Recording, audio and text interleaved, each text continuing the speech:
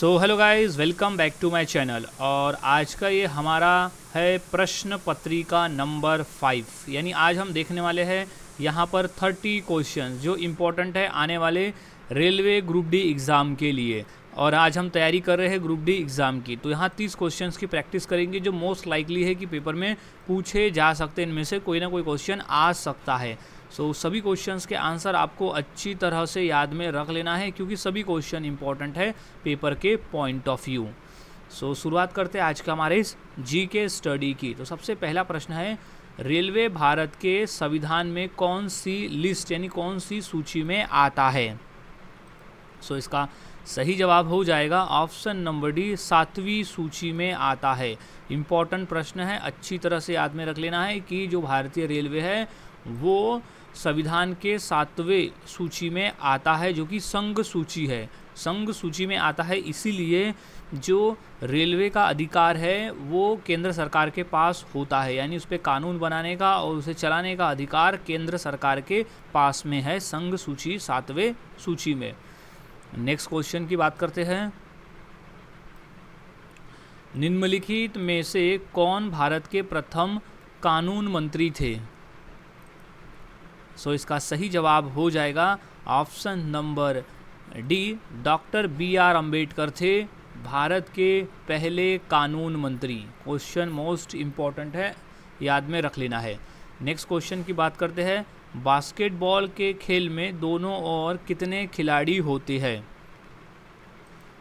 इसका सही जवाब है ऑप्शन नंबर ए, 5 खिलाड़ी होते हैं। राइट जवाब इसका हो जाएगा 5 खिलाड़ी होते हैं बास्केटबॉल के खेल के मैदान में एक टीम में। नेक्स्ट क्वेश्चन, भारत की राष्ट्रीय आय की गणना किसके द्वारा की जाती है? क्वेश्चन इंपॉर्टेंट है और ये क्वेश्चन आया हुआ है पेपर में। इसका सही जवाब है ऑप्शन नंबर बी, राष्ट्रीय सांख्यिकी कार्यालय। राष्ट्रीय सांख्यिकी कार्यालय के द्वारा राष्ट्रीय आय की गणना की जाती है। नेक्स्ट क्वेश्चन,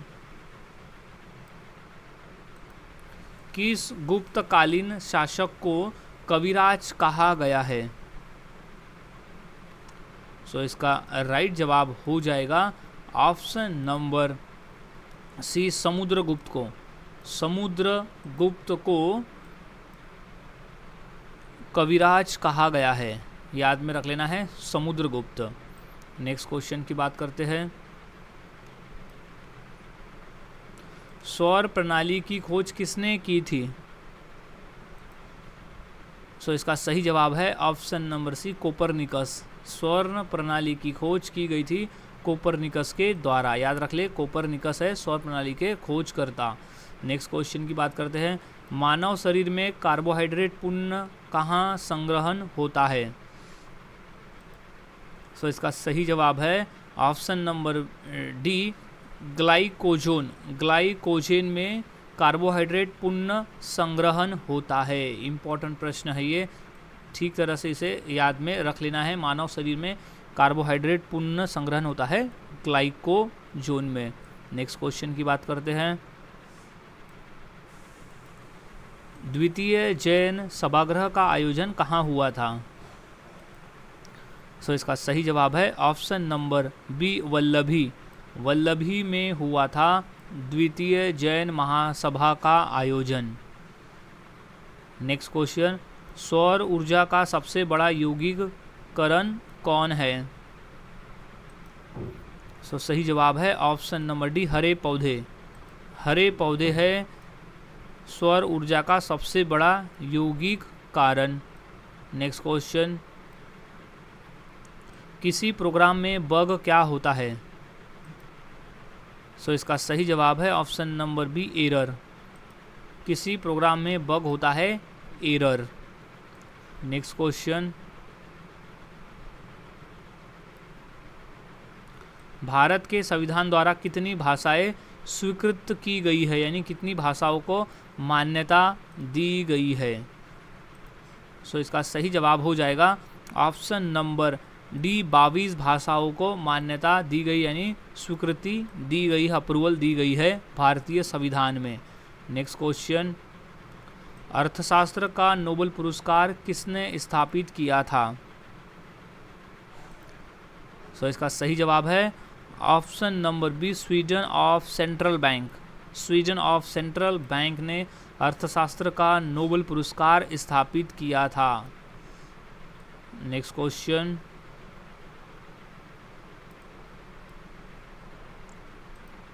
भारत के राष्ट्रीय ध्वज के मध्य में बने चक्र का रंग क्या है? सो इसका सही जवाब है ऑप्शन नंबर बी, गहरा नीला है। भारत के राष्ट्रीय ध्वज के मध्य में बने चक्र का जो रंग है वो गहरा नीला है। नेक्स्ट क्वेश्चन, जसपाल राणा किस खेल से संबंध है? सो उनका संबंध है निशानेबाजी से। ऑप्शन नंबर डी इसका सही जवाब हो जाएगा कि जसपाल राणा का संबंध है निशानेबाजी से। नेक्स्ट क्वेश्चन है,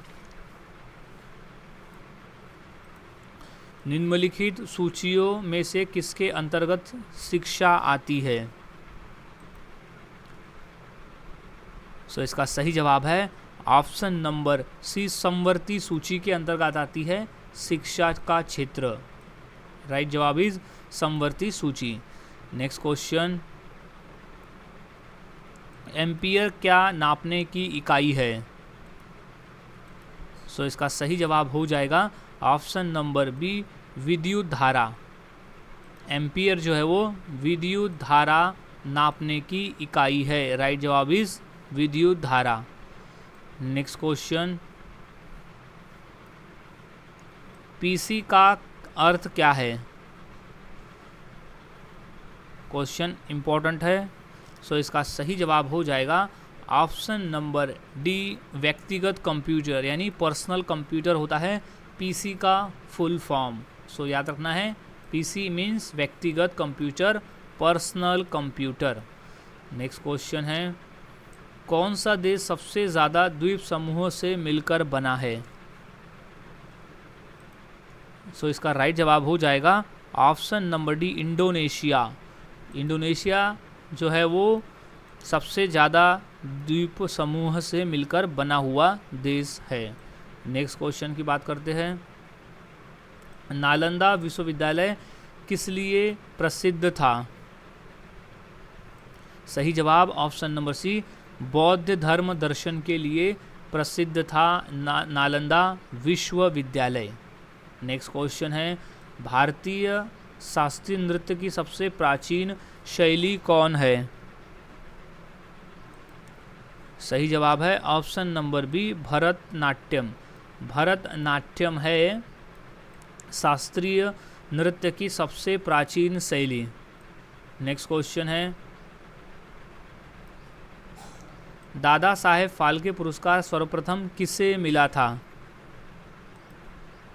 सही जवाब है option number B, Shrimati Devika Rani को दादा साहेब फाल्के पुरस्कार सबसे पहले मिला था। इम्पोर्टेंट प्रश्न है, याद में रख लेना है, क्वेश्चन रिपीट हुआ है पेपर में।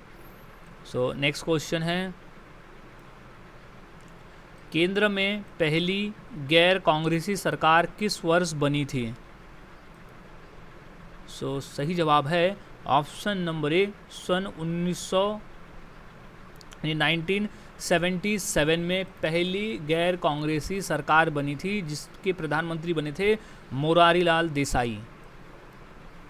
नेक्स्ट क्वेश्चन, दृश्य निर्यात और दृश्य आयात के मूल्य में अंतर को क्या कहते हैं? सो सही जवाब इसका हो जाएगा ऑप्शन नंबर सी, व्यापार संतुलन कहा जाता है दृश्य निर्यात और दृश्य आयात के मूल्य के अंतर को। सो नेक्स्ट क्वेश्चन है, भारत में रेडियो प्रसारण का प्रारंभ किस वर्ष हुआ था? सो इसका राइट जवाब हो जाएगा ऑप्शन नंबर ए, सन 1923 में हुआ था भारत में रेडियो प्रसारण का प्रारंभ। सो नेक्स्ट क्वेश्चन, देशांतरों की संख्या कितनी है? क्वेश्चन इंपॉर्टेंट है।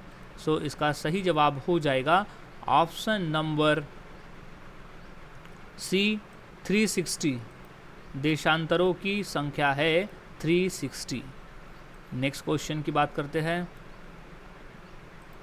निम्नलिखित में से कौन एक अस्थायी कण है? सो इसका सही जवाब हो जाएगा option number C, neutron. Neutron एक अस्थायी कण है। मोस्ट इम्पॉर्टेंट क्वेश्चन है ये कि न्यूट्रॉन एक अस्थायी कण है। नेक्स्ट क्वेश्चन, संत कबीर किसके शिष्य थे?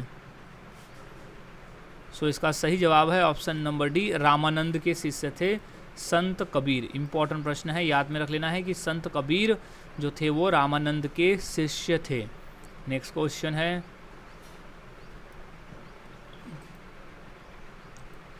आधुनिक देवनागरी लिपि का प्राचीनतम रूप कौन सा है? सो इसका सही जवाब है option number B, Brahmi. Brahmi है आधुनिक देवनागरी लिपि का प्राचीनतम रूप। नेक्स्ट क्वेश्चन, विश्व मजदूर दिवस किस माह में मनाया जाता है? सो इसका सही जवाब है ऑप्शन नंबर डी, मई के महीने में मनाया जाता है, क्योंकि विश्व मजदूर दिवस आता है 1 मई को, जहां हम अंतर्राष्ट्रीय मजदूर दिवस मनाते हैं। सो माह बोले तो महीना, सो वो है मई के महीने में आता है। नेक्स्ट क्वेश्चन की बात करते हैं, सिस्मोग्राफी किसका विज्ञान है? सो इसका सही जवाब है ऑप्शन नंबर डी, भूकंप का विज्ञान है सिस्मोग्राफी। इंपॉर्टेंट प्रश्न है, याद में रख लेना है, भूकंप से संबंध है सिस्मोग्राफी का। सो गाइज, आज के वीडियो में हमने 30 क्वेश्चंस की प्रैक्टिस की, जो काफ़ी इंपॉर्टेंट था पेपर के पॉइंट ऑफ व्यू। तो सभी क्वेश्चंस के आंसर आपको यहाँ अच्छी तरह से याद में रख लेना है, क्योंकि ये सभी क्वेश्चन इंपॉर्टेंट है। सो मिलता हूँ ऐसे ही और नए जीके क्वेश्चंस के साथ अगले वीडियो में। तब तक के लिए चैनल के साथ बने रहे, वीडियोज़ को देखते रहे और इसी तरह से जीके की प्रैक्टिस करते रहे।